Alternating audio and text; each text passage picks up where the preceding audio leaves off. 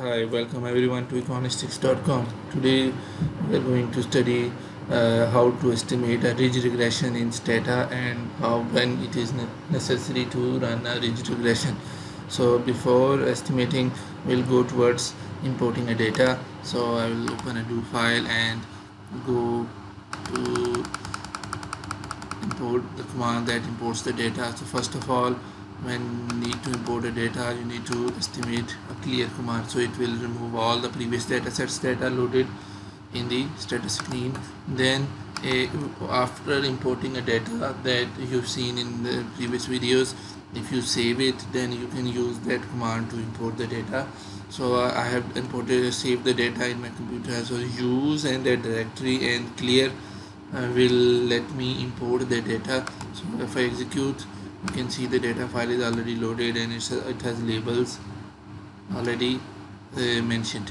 So data file is there. So first of all, and how to label it, these are the commands. So label, variable name, variable and variable name and label. So it's already labeled, so I don't need to run it. Now I need to check why there is a need to run ridge regression. First of all, I will do the simple regression. So you can see in simple regression there are three variables. Out of three, two are insignificant, so it means model is only 33% fine and 66% is insignificant, but R square is too high. Model R square and the F test both are saying that model is very good, but the variables only 33% are saying it's good. So there is a contradiction. So this is a signal that there is a multicollinearity and very severe one in the model. Okay, and the problem is that in normal cases we reduce the variables, or we make factor analysis, or we do structures in the data, but here the variables are only three. So the problem is we cannot reduce it, and unfortunately we don't have any more, and there is a severe form of multicollinearity.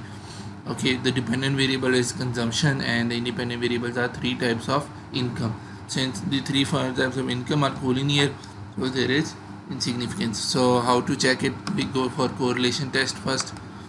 So in correlation, you can see there is one high.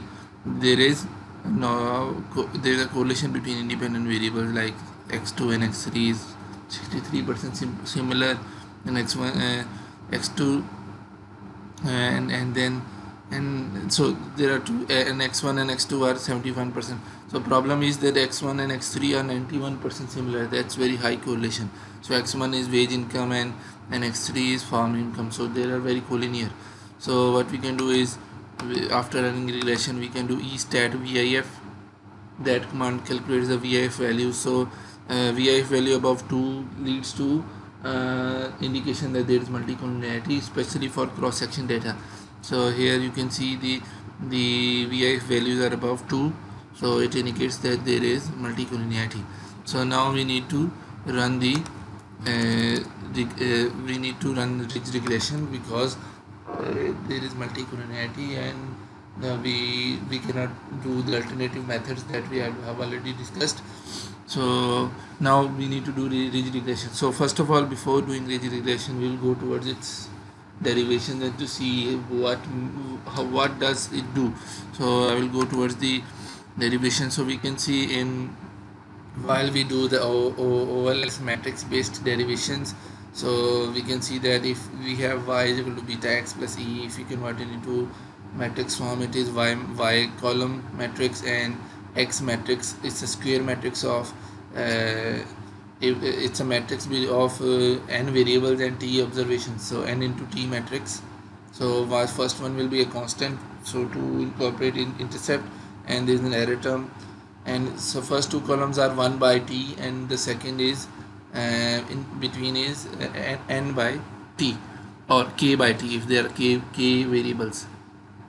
Okay, so if we extract error term here, and y minus variables transpose b, variables transpose b, so we already know in matrix form we cannot multiply two matrices directly, we need to transpose one of them.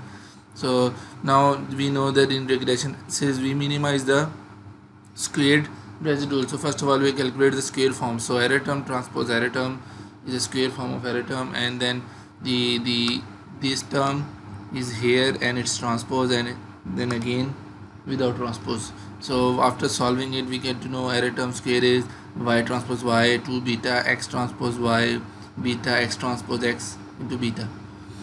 Okay, so now we take a derivative with respect to beta so that we can calculate the optimized value by putting it equal to 0. So we can see that array term square with respect to beta, so it will be minus 2 x transpose y plus 2 x transpose x beta equal to 0. So if we put it equal to 0, we will have beta is equal to x transpose y divided by x transpose x. So now if we so the denominator term will go up, so beta is equal to x transpose x, inverse is equal to x transpose y. So now we need to calculate the inverse.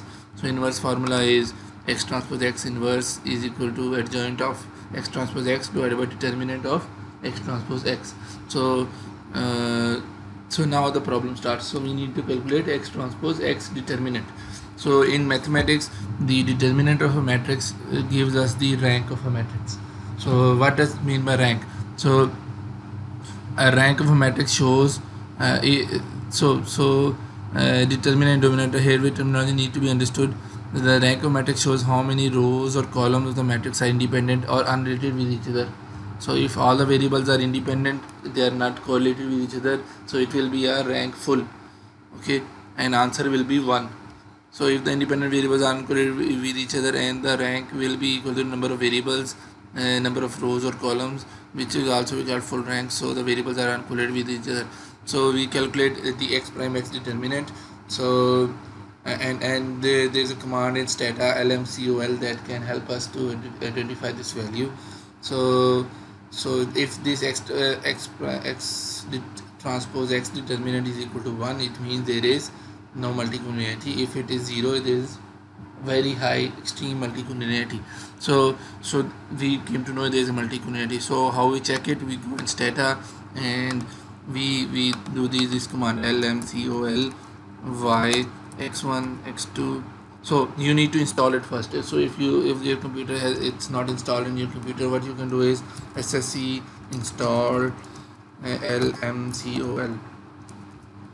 So if you do it, so it will install it in your computer, and it will be installed once, and it will be permanently installed. So in my computer it's already installed, so it has not changed anything. So lmcol y x1 x2 x3. So if I estimate it, it gives a detailed table. So we will go through it quickly. So in the regression method, you can see there are 1 2 3 4 5 6 methods of 6 7 8 methods of R squares are provided. All of them are very high, and 2 types of f tests provided. Both are significant. It means there are 10 tests that the same model is okay, but the variables are not fine. So we go towards multicollinearity tests. So we have already seen the correlation matrix. So from here we suggest that x1 and x3 are collinear. While we go towards collinearity diagnostic, we can see that VIF values are high for all of them, and tolerance value should be so the partial R square it's also high. Okay, it should be low. Then there's this C number, it should be less than 20.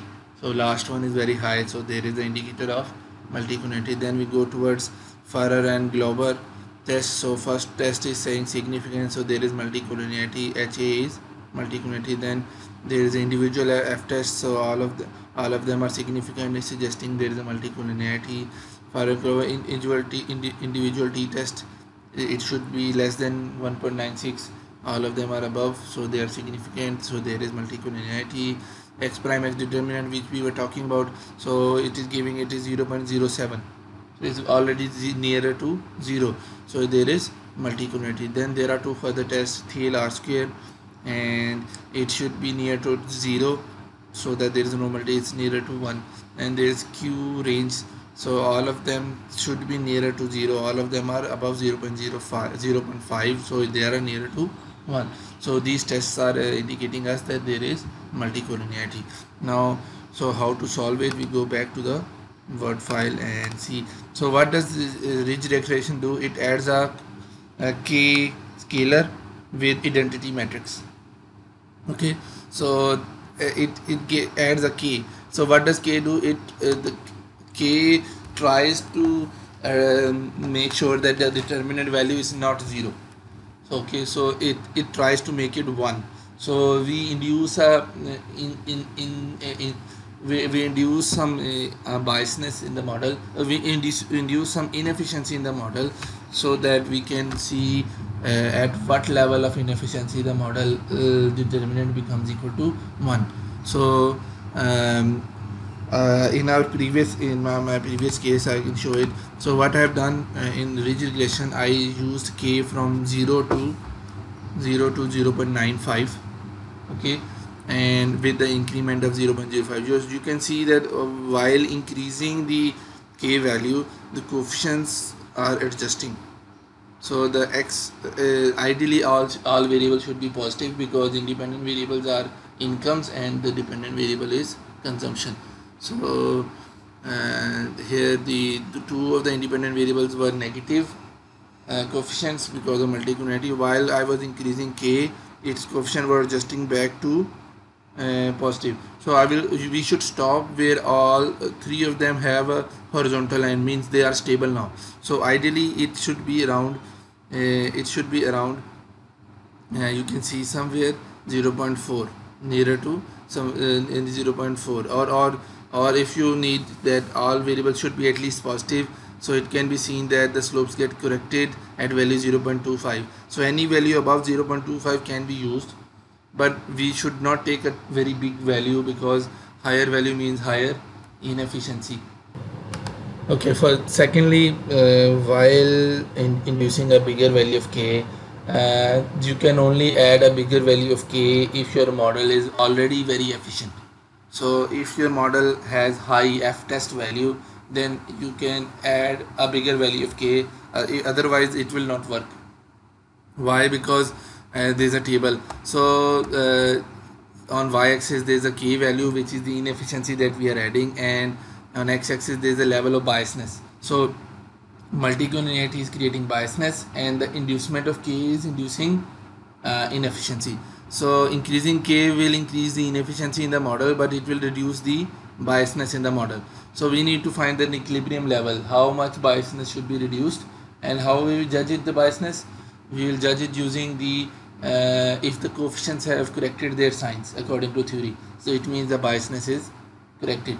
And beyond that, if you add a k, what will happen? The biasness is solved, but you are increasing the inefficiency. Though our time will come that the model will say that f test becomes insignificant, so model is not useful anymore. So what you need to do is you need to find that. So how to find that k, we showed the diagram earlier. Okay, so now we are going to estimate the ridge regression. Before that, we need to install the regression. The command is sse install ridge reg. So if you execute it, so it will install if it's not installed earlier in the computer. So in my computer it was already installed, so it has not changed anything. So the command is ridge reg. Okay, ridge reg, and y x1 x2 x3. Model is ORR, ordinary ridge reg, and k value is 0.27 that I suppose provided, and marginal effects is linear, so my variables are linear, not log form. And then the LM call is already there to check the multicollinearity and its diagnostics.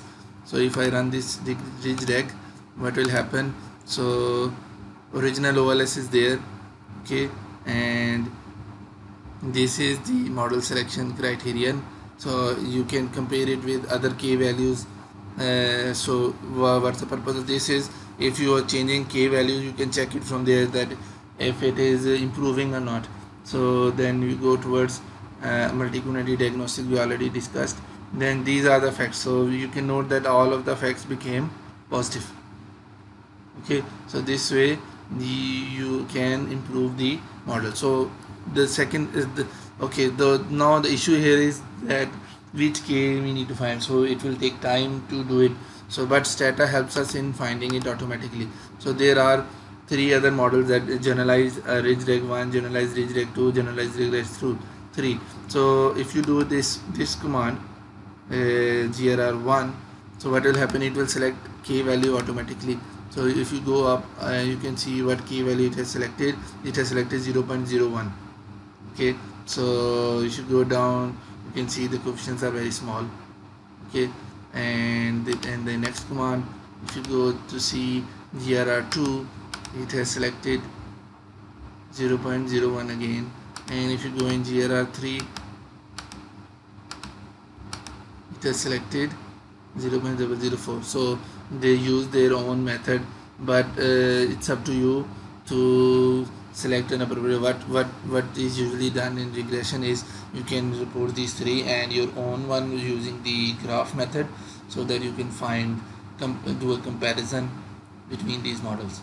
So what actually in the conclusion, how this table is made, so we already know how much inefficiency is induced using the k value. So what the regression analysis does is use the k to remove multicollinearity and solve the coefficients, and then use the same k value to correct for the inefficiency that was created. So this way, first of all, it induces some problem to solve the second problem, then removes the problem again, because we know how much problem was added in the model. So this way you can estimate the ridge regression in your data files. So this model can also be estimated in panel data, so XT-RidgeReg. So you can use the SSE install XT-Ridge regression RidgeReg command to install for the panel data, and you can estimate for the panel data. Hopefully you like this video, and hopefully it will be used in your studies. And you have already seen few references in the code file that you can quote. These are some books by Griffith, Hall and Judge, and the same book, and then Judge, Hall and Griffith, and so these are two books that can be used to create a reference for this model. Thank you very much for watching this video. Hopefully you will subscribe and share it to your colleagues. Thank you.